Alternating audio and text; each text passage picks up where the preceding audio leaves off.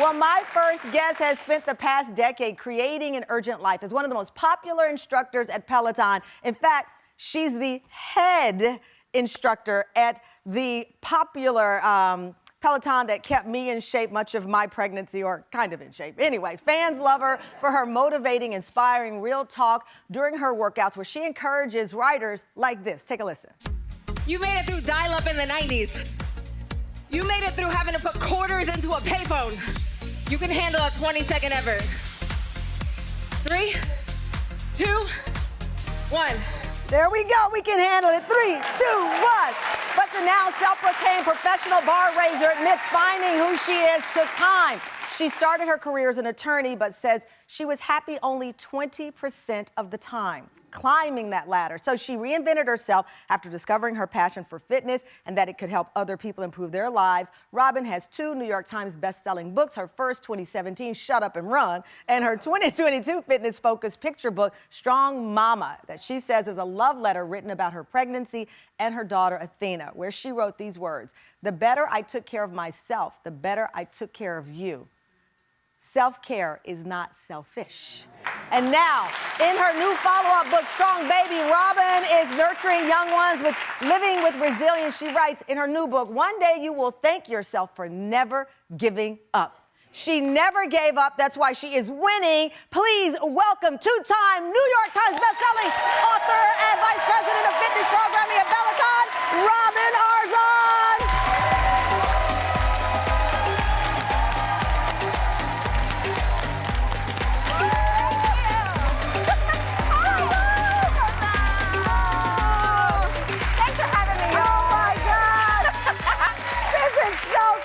First of all, the list of congrats could go on and on, but let's start with the cutest congrats here.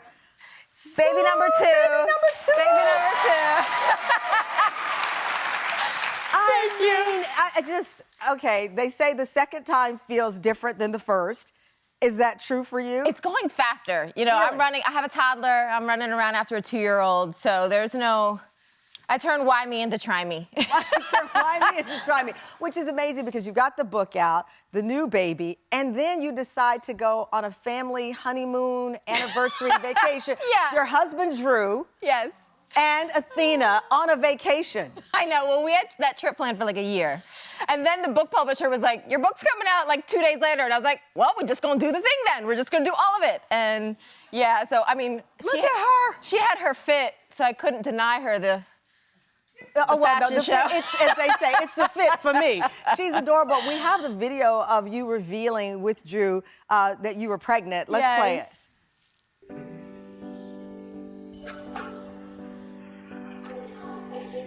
Really close. Can you get it? Not this one.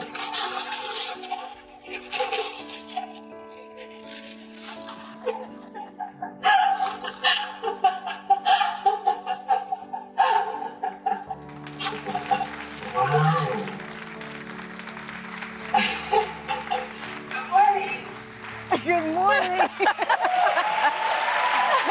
best part was that he came in with a wire hanger to unclog the sink. Because you tricked him thinking that the sink was clogged, and then there he was. You know, I look back at an interview you did with Ariana Huffington, and you talked about motherhood. You said, I always knew I wanted to be a mother, but now with the physicality of my job, we realized that it was going to take really intentional decision. Mm-hmm. That's before you got pregnant with Athena, that this was a journey you wanted. You'd gone through IVF, but because of what you do for a living, you had to focus on your body in a different way. Yes, it was, you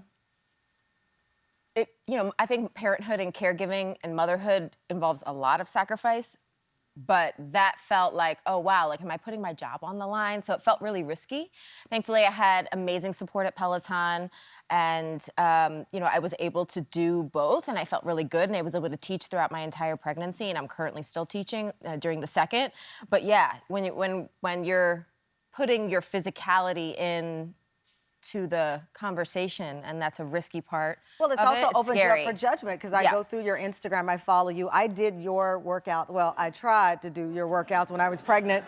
I got on the bike, I got off, I got back on, and I believed what you told me about I could do it. Yes. So I definitely did the workouts, but I look at your Instagram and you push back a lot at this notion that pregnant women should just be bedridden, that you shouldn't work out, and that's something that really sticks out to me with your messaging. Yeah, well, that was important for me because, you know, I was obviously okayed by my medical provider to continue doing the physical activity. Studies I saw you lifting like a 20-pound weight when you were announcing. Like 200 pounds.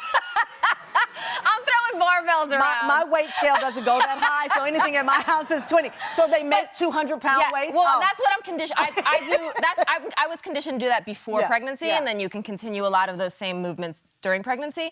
But yeah, pregnant folks are the strongest people on the planet. Yes, they're carrying a whole human life. Whole human life. Yeah.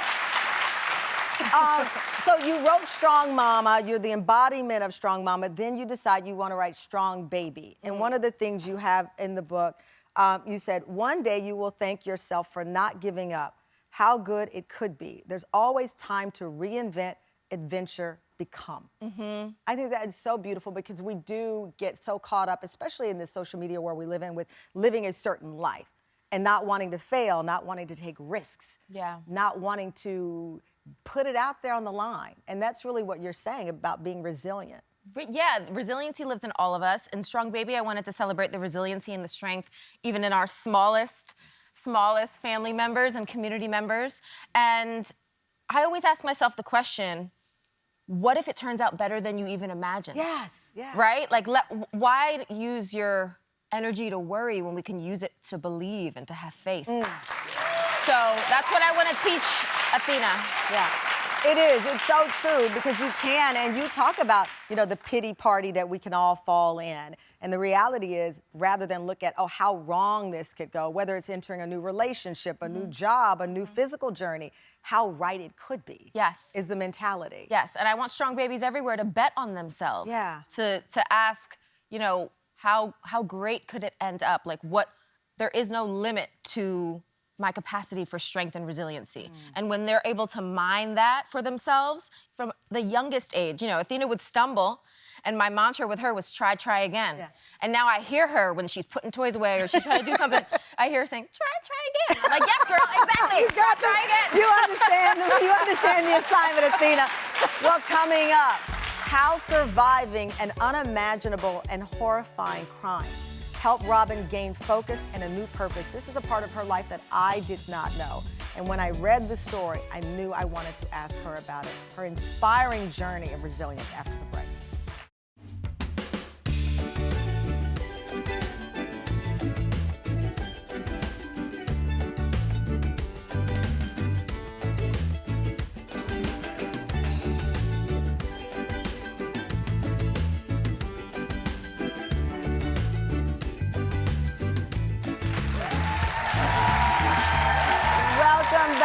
A glimpse into Robin's life, her vacation last week with her family in Mexico, celebrating your daughter Athena's 2nd birthday and your wedding anniversary. Yes. You know, I felt like with this show, I always wanted to be able to say, we have a celebrity on, but everyone has a deeper story than the title on their card, whatever that is.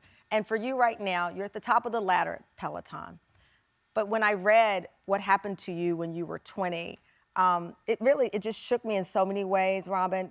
You were 20 years old. You and friends were out at a night out celebrating a bar. And according to police, someone walked in armed, 100 rounds of ammunition, multiple weapons. Swords, kerosene, doused people with the kerosene, including yourself. And then the individual targeted you, pointing a gun, and made you negotiate with law enforcement. Yes. I have done a crime show for 10 years. My sister's case still unsolved. It's one of the most horrifying things. But then I read how you said you've chosen to focus around the message of empowerment and not what happened to you that night. Yes. How did you do that? So the weight of trauma always kind of sits with us, right? Sometimes I feel like I'm wearing an invisible backpack and there's invisible bricks in it. Some days it's lighter, some days it's heavier. But every day thereafter, I had a choice. And I realized that sitting with self-pity felt like poison. So that's where I developed the mantra, turn why me into try me. And I said, instead of these storybooks that have, and the Marvel movies that have superheroes, I'm gonna turn myself into that superhero. And so I used running, I used weights, I used movement. And for me, movement became medicine. And I was able to really, little by little, step by step, every time I laced up my running shoes, I went from powerless to powerful. And then I realized, oh, wow, I found this, what I thought was a secret, because I didn't run my very first mile until I was an adult. Allergic to I would do anything. I would forge notes to get a gym class. Don't tell my mom. But it was like, I was petrified, because I just told myself the story. This all goes back to storytelling, right? One of the reasons why I wrote Strong Baby is we become the stories that we tell ourselves. So when I started to tell myself the story that I was stronger than a moment, even a horrifying moment, then I realized, oh, okay, what if I just take one next step? And I just take one next step. And that's when turn why me into try me really became like my life ethos. I also look at, though, at your mom, Carmen. She was Cuban-born refugee. Yes. She taught herself English by watching PBS and then became a doctor. Yes. I mean... Yes. So my mom is a real-life superhero. Proud Latina. We are proud Latinas. And she really set an example for me that resiliency lives in us. Like, our legacy is resilient, and we will continue to be. Well, it's beautiful that to see this legacy. She, a strong mama, built a strong mama who is now making sure that your children are strong babies. It's a beautiful story. Thank you so much. And I appreciate you, because I know looking back is hard, but it's more important to look forward. And that's what helps us. Thank you so much. Thank you so much. Listen, Robin's new book, Strong Baby, is out today in Tampa. And guess what? You're all going home with your own copy of what is the sweetest book, and every person with a child in their life should pick this one up. Thank you. I love you so much. Congratulations on everything.